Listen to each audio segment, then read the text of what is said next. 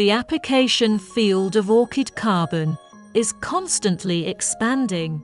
Orchid carbon has a high application value in improving the quality and grade of downstream products, saving energy, reducing production cost, increasing output, and so on.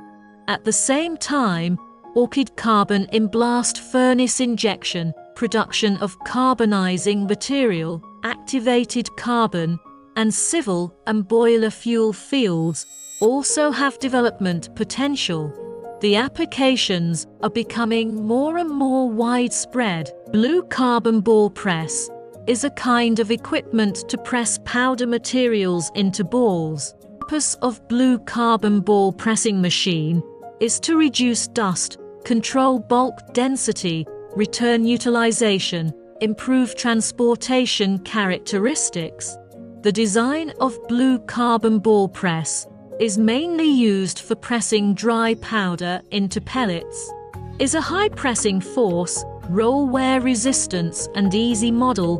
Blue carbon ball press is convenient, economic, fast design of the new ball press equipment.